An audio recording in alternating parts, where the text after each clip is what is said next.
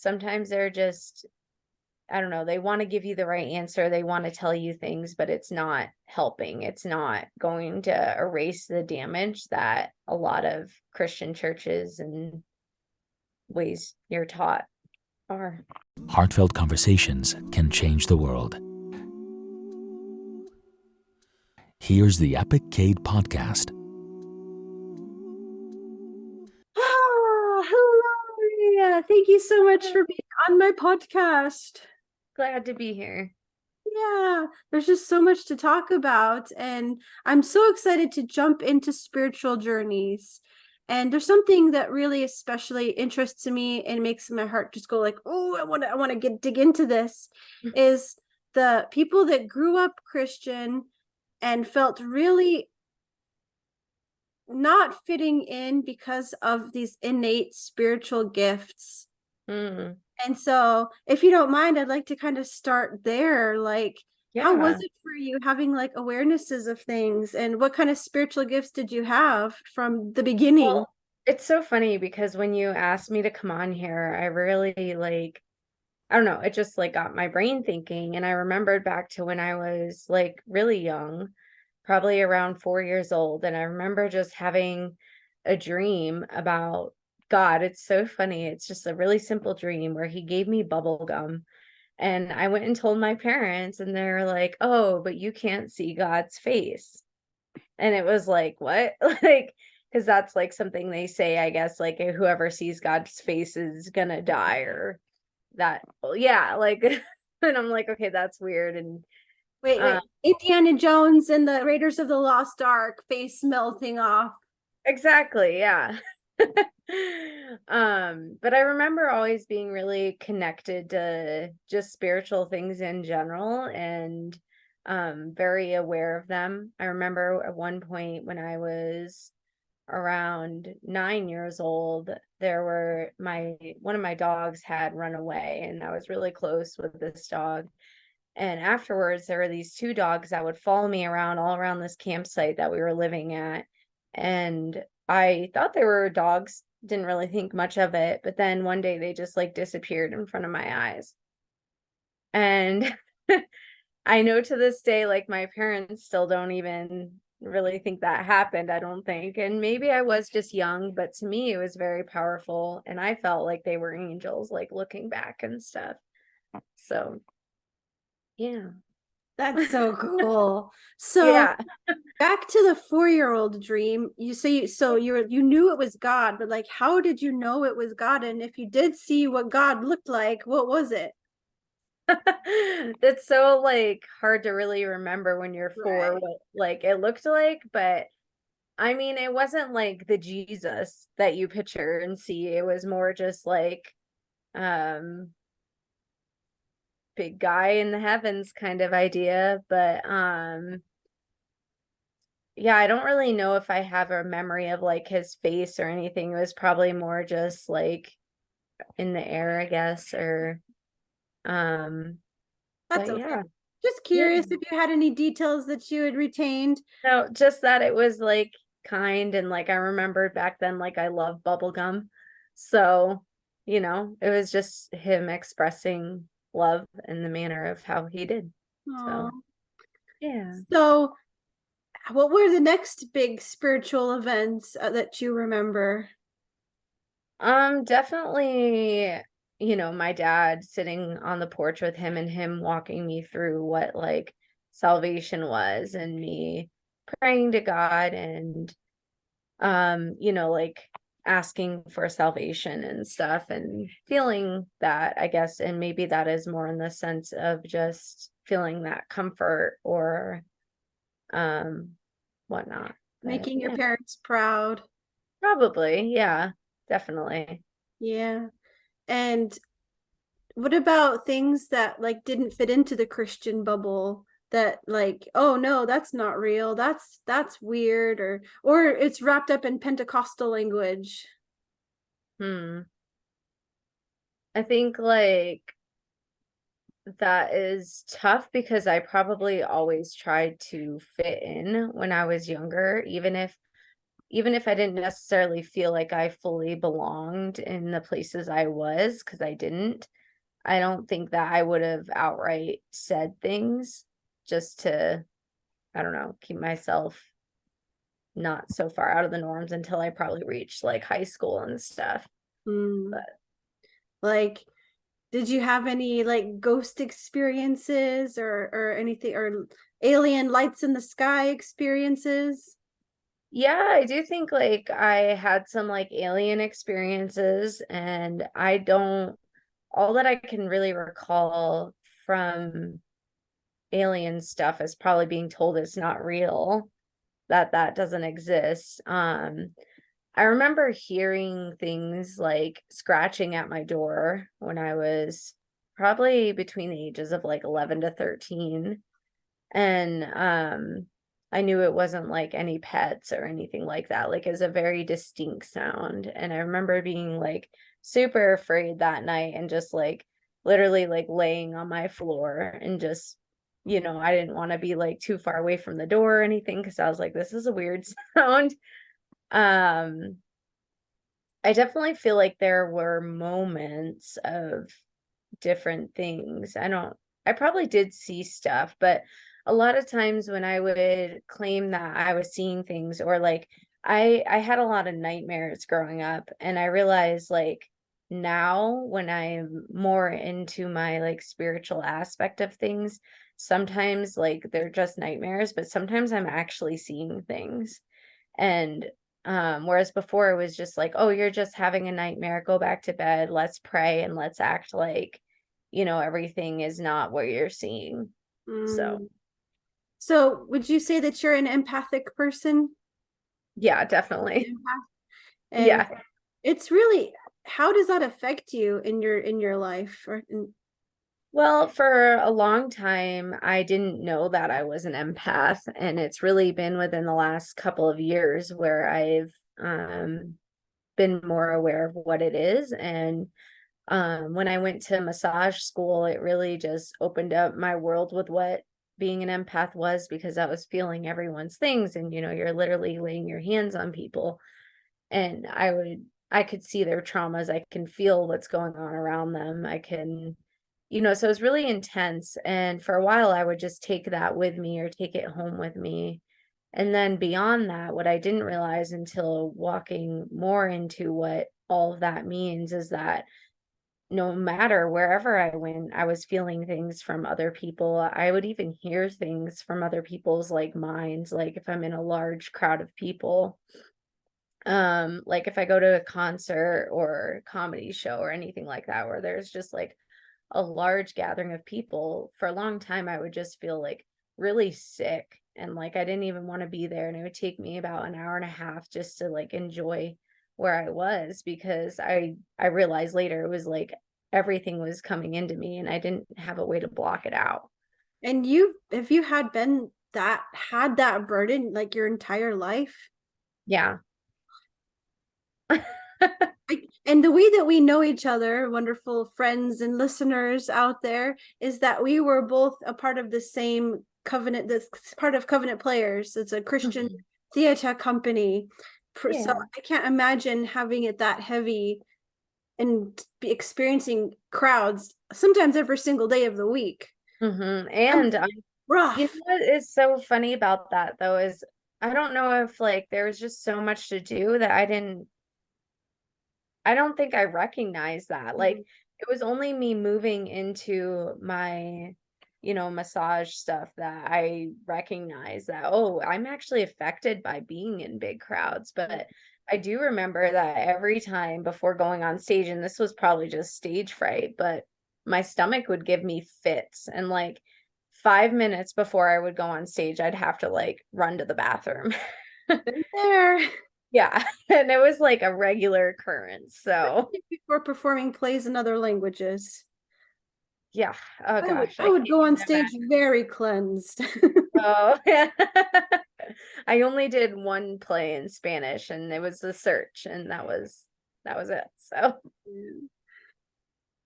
I had a thing to say and I lost it. Oh yeah. yeah, I've felt that too. especially around the week in Covenant Players, when people would find out where they would be traveling and who they would be traveling with. But it Oh, takes any mystical empath powers to feel the stress in the air when you've got all these big ego, big high-strung people, personalities, because you have to be yes. somewhat special to be an actor. So you get Yeah, I all these mean, I actors do think, together. yeah, sorry. No, it's fine. I was gonna say though that that was another thing when you mentioned like being in Covenant Players and how that affected my empath stuff. I think like the bigger thing wasn't the crowds, it was living with somebody who sometimes like our energies just did not match. And Mm, so like living with them for 4 to 5 months and really like not being able to break that barrier because not even knowing what energy is or anything like that, that was more of a challenge than anything else, I think. yeah, living out of a suitcase, traveling out of a van. It's Yeah. it's not for everyone. We all could No. serious therapy. Yeah, for sure. So you didn't. So how do I phrase this? You had all this pressure, and when that's all you know, you think that's normal, right? Mhm. So when did you realize, wait, this isn't what everybody experiences, and how did you deal with that? I mean, I've always known that I'm a little bit different in how, like, I don't know if you know anything about MBTI personality types, but I took that, a long time ago, and I'm an INFJ, and they're one of the rarest personality types out there. So, I've always known that I tend to think a little bit differently and maybe experience my emotions a little bit more dramatically. I don't know. Um, so I think that that's helped me in a sense with, I guess, dealing with a lot of it. But So yeah. what led you to a big shift in your life? I know that's a very big, broad question, but that's where I'll just do leave it. I mean, I think that it's all the little things in life that add up ultimately, but like the whole butterfly effect, it's like one thing after another. But, I got married at 18 years old, joined a drama ministry, left everything behind, and, traveled the road for where we were moving 2 to 3 days all the time. And there was a lot of stuff that came up during that time in Covenant Players. Like you really, all your traumas do get kind of opened up during that time. And I mean, I'm not saying there's not more work I have to do now, but there was a lot that happened during that time. And I remember even at one point feeling just really lost before I went on our first mission, or not our first mission, our last mission. And I remember one of the people praying for me and like them saying that they were rewriting my DNA, which I thought was really powerful. And at the time, like I thought, wow, like this person is extremely like spiritual in, even though they were like Christian and stuff, it was Suzanne Gettle.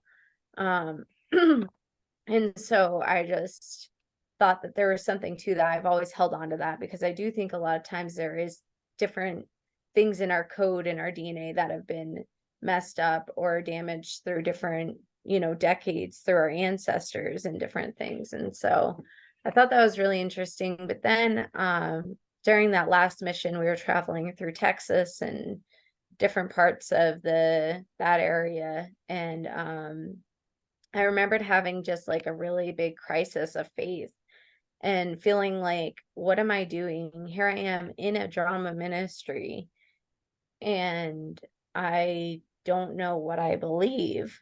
And so, really, like, it was just a really huge moment for me when I went through that mission because it just kind of propelled my life towards wanting and searching for more than what I already knew. And I also lived in extreme fear all the time during my last mission and just fear of just the things that I was brought up in and Christianity and um yeah, all of Like that.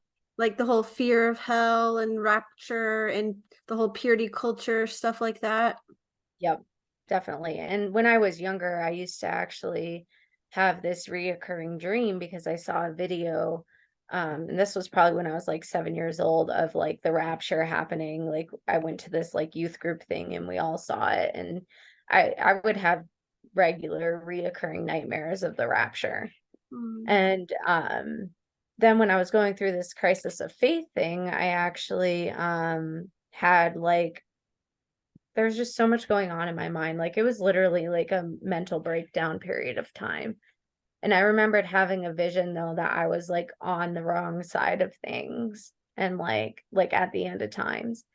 And it just like terrified me. And it was so crazy because nothing from that point on that I did in Christianity, nothing helped me to get over that fear.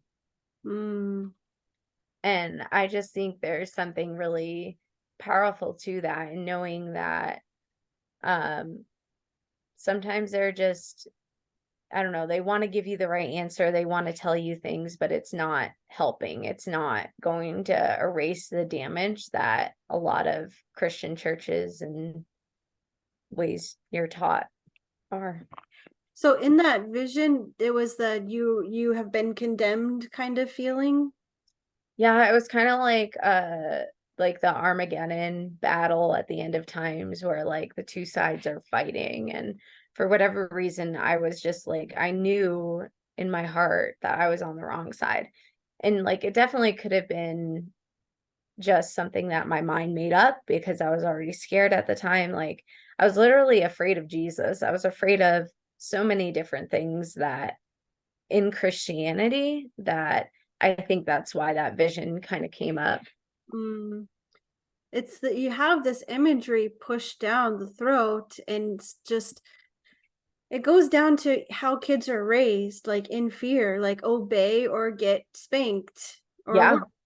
It's how is this not traumatizing to kids when Yeah.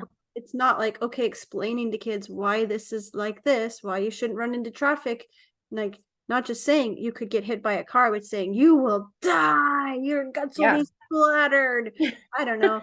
Yeah, like you will literally go to hell. And when you're a child, like your imagination is just so open and so ready to receive things that you do believe, honestly, anything that like adults will tell you, especially if you're being told it over and over again. Like that is your reality as a child.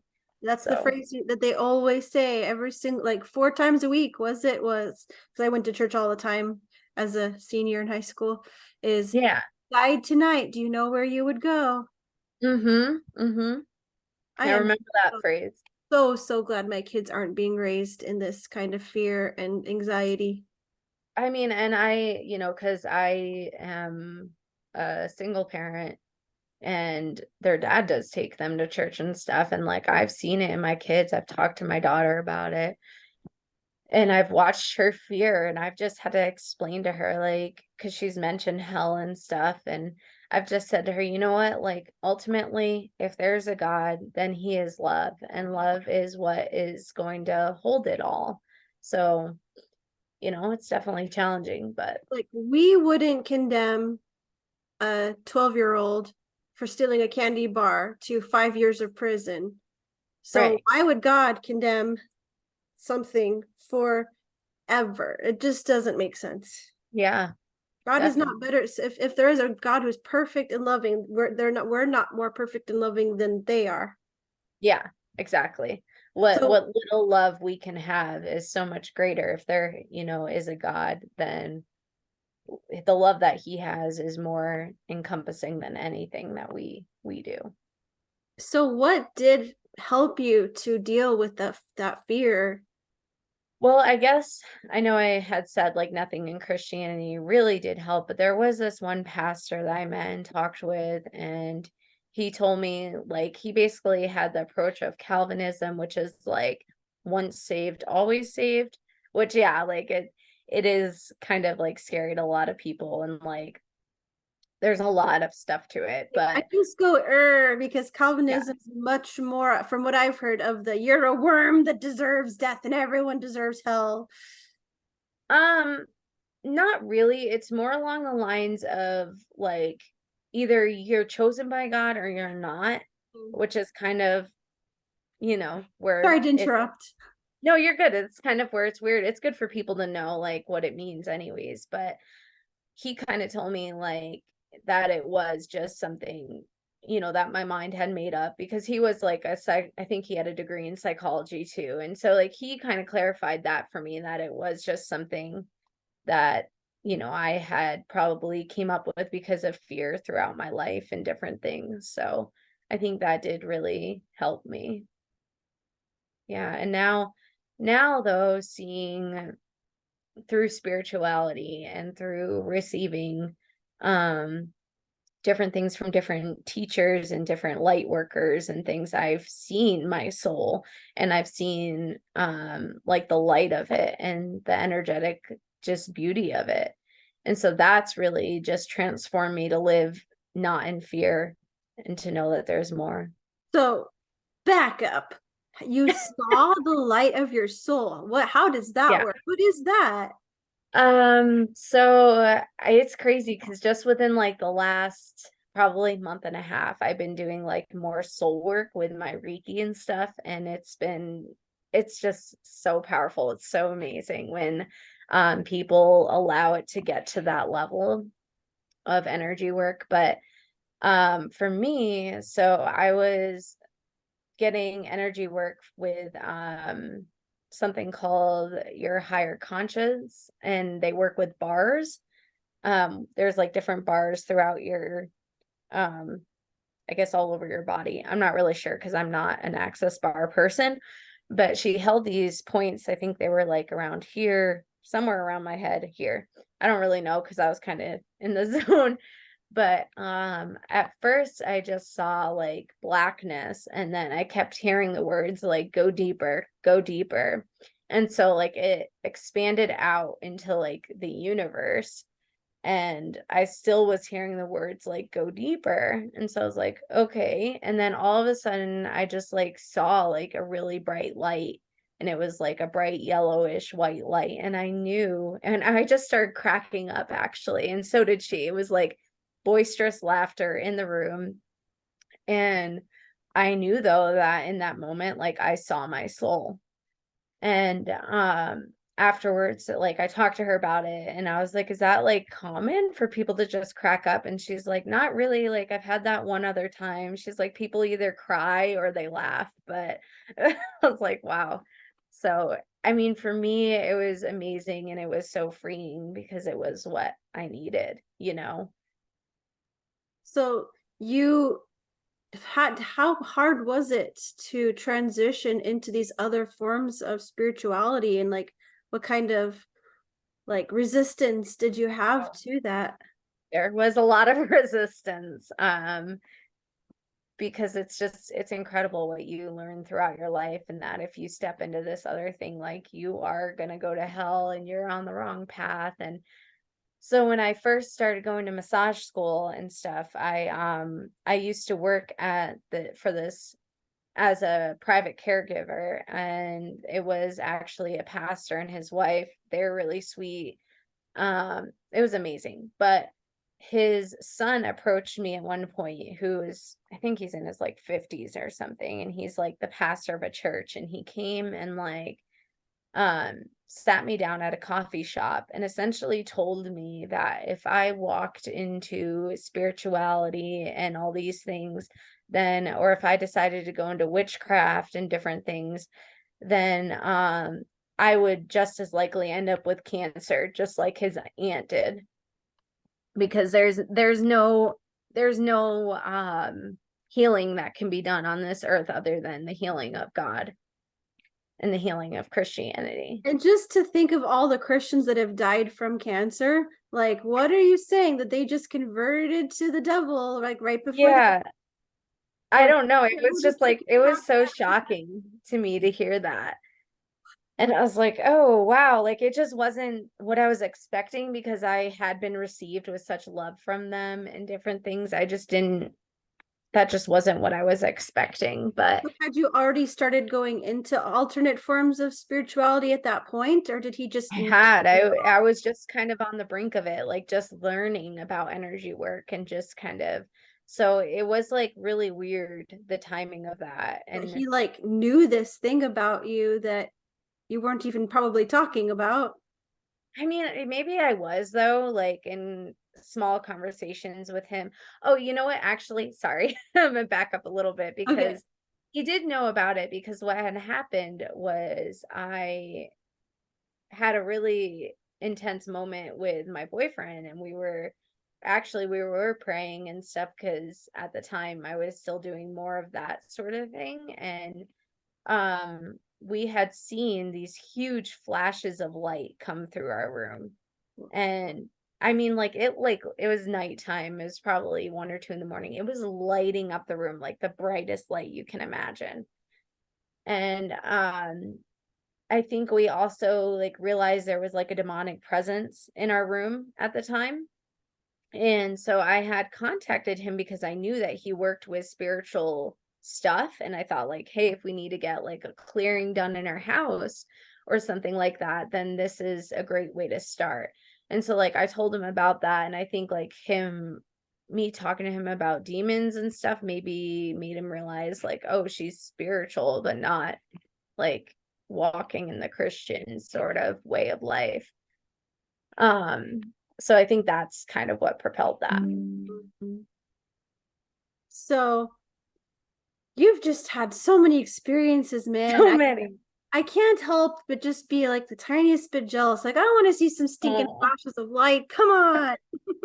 It is awesome, but it's also like, oh, it keeps you up at night. It keeps you, I don't know, constantly being in tune to that level is an amazing gift, but it can be very tiring. And like right now I'm currently in a place where I know I have to leave my current job because it's been like a thing in my mind over and over and over again. And I know when I'm hearing that on that level that it's time, but it's also like you want to ignore your intuition and just be like whatever. But the more you ignore your gifts, I think the harder that is too. So Do you think that you just had to listen to your intuition? Like you just couldn't push it down anymore to get to a point of exploring things like Reiki and light work and stuff like that? definitely. Yeah, I think like the more you listen to it, the more it just opens up and calls you to it. And then like the other thing I was going to say with when I got my Reiki is cuz you asked about like the, you know, I forget the exact wording you used about kind of like how you merge the two. Kind of more like that, like how you arrived where you're at. Yeah, well, I just remember the challenges with like when I got my Reiki certification where it was so intense. It was 5 hours of just like intense spirituality stuff. And at first she was giving me what they call the attunement, and my head started kind of like spinning and different things were happening and I didn't feel good. And she's like, whoa, I think we need to stop. And I was like, yeah, probably, because I essentially saw like a demonic entity, and then I saw like a cross. It was really weird. It was like a bright cross, and I was like, what is happening? And like I'm sure it was just like I was in this visual, like very spiritual moment of like you're facing your stuff in your past, and like what is this new spirituality? Like it was kind of scary, for me to go through a little bit. But then we stopped, came back, and then she gave me Reiki because she's like, maybe that'll help you and stuff. And it did.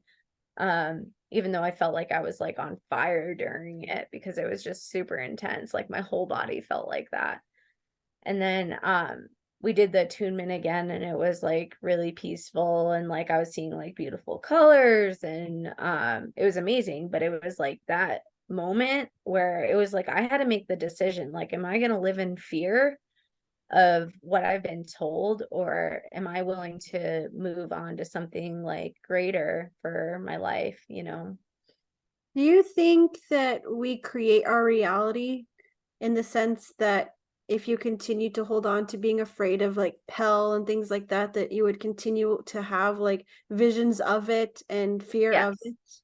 Yes, absolutely. Because the more that if I lean into that side, then the more afraid I become. And that'll even still happen on occasions where it's like, oh, like somebody told me something, or like maybe I heard something my mom said, or, my dad or whatever. And it's like, oh no, like I might go there. But then it's like the more I lean into like light and trusting that the path I'm on is good for me and it's brought me so much healing and I feel better, then the more that stuff fades away. And I mean, there's been lots of, I believe, studies out there that have proven that what we think and what we say is like how our reality happens. And there was even one study that was basically saying, like, you can create anything in your mind, like anything. It's just a matter of really truly believing it. So, And so you had that moment of, okay, am I going to choose to let this fear of this hell that doesn't exist come at me in the comments? No, don't come at me. We all have to get there. We all have to acknowledge that it can't exist. mhm. There's possibly some punishment. There's possibly some kind of refiner's fire where Sure. all the bad boils off, or the life review where you live every single action that you've hurt to other people and you experience it from their side, and you are truly Mhm. humbled and sorry and broken so that you can move on to the whatever brightness and love there I is. mean, truly, I think a lot of that we do experience in this life if we're willing to grow. And I think that's another part of kind of attaining that higher frequency is like, are you faced with the fact that you probably hurt this person? And can you learn to not do that in the future? Because in a lot of brands of Christianity TM, there's not about growth or Mhm. confronting. There's not about growing.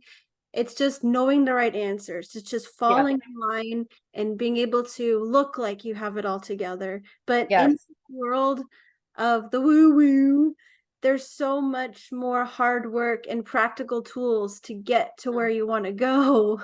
Yeah. Well, and that's the key that what you said there too is like it is all about looks for a lot of Christians. And I'm And saying not all Christians, because there are people, no, I think across all the religions, that are yeah, genuine in how they love and are growing and do have a personal relationship. It's just the way that Christianity says, some Christianity says this is the only way, mhm. and Well, hell. and I think it's just the front that the church wants you to believe too with Christianity. Like, yes, there are amazing people in the church, and there are incredible people who love and they want to do right. But the fact is, you don't really know who those people are, and it can take a long time being in a church to find out who's true and who is just trying to put on a show or um I don't know. But I So, think it's so fascinating to hear about people's experiences and what is helping them and what is getting them to get away from the fear, and to yeah. understanding that really complicated part of themselves, for all those empaths out there that feel so alone with all of this and like have been so indoctrinated that anything like that is evil, that how can they actually get help to deal with the pressure of carrying everyone's feelings all the time. Yeah. Yeah. There's a lot, but they definitely don't need to feel alone. And I think there is probably more empaths out there than um what's common knowledge, maybe. Um, but yeah.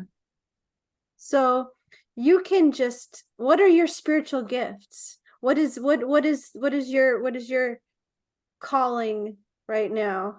I mean, it's so funny because I haven't really dove into the terms, but I know that like I have psychic sort of abilities. My mom had those too. Like she would be able to predict the future with stuff, or she would like see things that happened in her dreams and stuff. And um I definitely feel like I have some of that. More than that, Did though, she I think actually like lean into it, or did she think that, oh no, I'm gonna ignore this? no, she did because she thought it was like prophecy. Right. So yeah, so she leaned into it with that. For me though, I think a bigger thing is just being able to connect with people in a very like intimate level, and like specifically with my massage and Reiki work, like I have been able to connect with people's traumas and know things about people that like I didn't even like there's no way I could have just known it, you know. Um so to be able to see into people's lives, to be able to see into their past, to be able to recently, like for a while, I was just seeing people's like inner child and their wounds kind of with that. But then as of the last month and a half, it's been that inner soul work that I've connected with people on. And it has been like one person, I saw that their soul was just like afraid. They were just scared. And it was just like this, if you can imagine a little tiny little black shadow of what their soul was because it was scared. And then she said, like, when we were doing the Reiki and afterwards, she was like, my soul, I just saw it and I went and I talked to it during that moment when you said it was scared. And she's like, I told my soul not to be scared anymore, and it was just like beautiful, and I could see it like growing and lights all around it. And so I just think that's so powerful. Wow. Do you think that's like a higher self kind of thing, or is there, what's the connection between that and higher selves? I think it takes stepping into our higher self to reach that connection. Like, I know recently, even during my yoga practice, that I saw for myself, like my soul was like tired because it's just like I've just had this kind of gap in time and space or whatever, where it's like what's my next thing that I'm supposed to be doing? Where am I supposed to be going? What is the universe bringing to me? And I'm just like in this waiting period, and my soul is just like it's tired of not having like a bigger creative outlet, of just kind of doing the do. Mm, I But hear that. yeah. So I'm thinking of the people out there that just kind of want to know, like, what's the first step to connecting with your the scared, anxious, whatever, needing soul inside. What can people do to get more grounded? To get more grounded, Or what I advice think do you the have biggest for yourself? thing, huh? Or just like any, or what are your thoughts for people who just are dipping their toe and into, looking at finding a different way to look at themselves? Yeah, I think like the biggest thing with that is to remember, because that can be a really scary time. Like that is a scary time because you're like, you're not there yet to where you're comfortable with letting go of what you used to believe. And so it is just very turbulent, I think I don't know what the word is, but I think one of the biggest things is for me, when I was really at that point, I started going to counseling, and just one of the things she really got me to focus on was my five senses. And Mm, just, when you're in that moment, you don't know who you are, what you believe, what's going on. Guess what? You're still on this planet and you're still on this earth. So just allowing yourself to feel the floor beneath you, to smell whatever's going on, to hear the things, to see the things, just really taking just a few moments to do that, to ground yourself and to tell yourself, like, I am here, I am on this earth, and nothing in this present moment is happening to me. mm, Nothing bad is happening to me. Nothing out of anything, really. It's just like you're present and you're here. And that's, I think, being present is the main thing. mm. Thinking about that Bible verse, perfect love casts out fear. Yeah. So this is about connecting, and wherever people are in their spiritual journeys, if they want to call it, call them God or source or Yeah, creator or whatever, like to believe that that love is for you.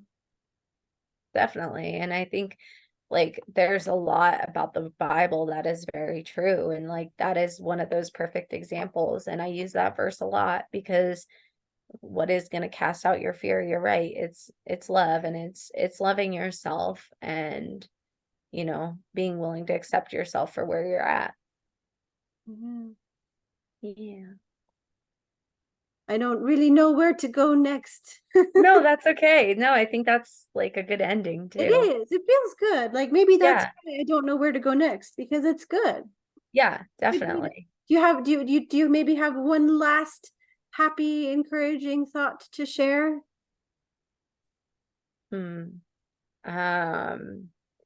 I think just like wherever you are in your journey, like it's your journey, and just to love yourself for your own gifts and whatever they are. It doesn't really matter if they're not like somebody else's, or you want it to be like that, because what you have to offer the world is what makes it great, is all our uniqueness. That's what makes it what it is.